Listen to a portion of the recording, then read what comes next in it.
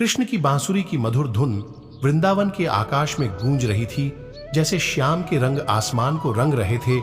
गोपियों और गोपालों का समूह इकट्ठा था, मृदंग की ताल पर झूम रहा था। संगीत थमा तो कृष्ण ने मुस्कुराकर उन्हें संबोधित किया, मेरे मित्रों, जीवन का मार्ग हमेशा चिकना और हरा मैदान नहीं होता। रास्ते में कांटे होंगे, पहाड़ होंगे, नदियां उफनेगी, लेकिन याद रखना, इन्हीं चुनौतियों से होकर हम अपने सपनों तक पहुंचते हैं। राधा जिज्ञासा से झिलमिलाती आंखों से पूछा, लेकिन कृष्ण, इस कठिन रास्ते पर चलते हुए निराशा और हार से कैसे बचा जाए? कृष्ण का स्वर कोमल हुआ, प्रिय राधा, निराशा और हार हमारे अंदर के संदेह से पैदा होते हैं। उन्हें दूर करने के लिए हमें विश्वास का दीप जलाना है, खुद पर, अपने कर्मों पर और ईश्वर पर। अपने कर्मों को ही पथ प्रदर्शक बनाओ, चाहे परिणाम कुछ भी हो। दृष्टि मंजिल पर नहीं, यात्रा पर रखो, क्योंकि असली सुख यात्रा में ही मिलता है। एक गोपाल चिंतित भौहों से बोला। पर कृष्ण, कभी कभी तो अंधेरा इतना घना हो जाता है कि आशा की किरण भी बुझने लगती है, तब क्या शांति मिलेंगे?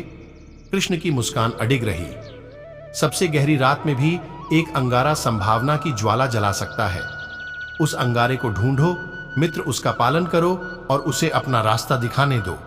याद रखना, एक छोटी सी आशा की किरण भी घने से घने जंगल को रोशन कर सकती है। एक अन्य गोपी भी डरती हुई आवाज में सभी के मन की बात कहती है, कृष्ण, हम भूल करते हैं, गलतियां करते हैं और उन चूकों का डर हमें सताता है। कृष्ण की आंखों में समझ झलकती है, डरो मत, गलतियां बुराई की निशानी नहीं है, बल्कि ज्ञान के लिए सीढ़ियां हैं। हर गलती को सीखने, सुधारने और मजबूत बनने के अवसर के रूप में स्वीकारो। जीवन की यात्रा जीत और हार के शिनजोंग योग्वांग छेनलू त्सिमिंग धागों से बुनी हुई है। सीखने और बढ़ने की निरंतर कोशिश ही इसे खूबसूरत बनाती है। कृष्ण के शब्दों के साथ ही गोपियों और गोपालों के दिलों में नया जोश जाग उठा। संदेह के साए दूर हो गए, उनकी जगह अटूट विश्वास के प्रकाश ने ले लिए।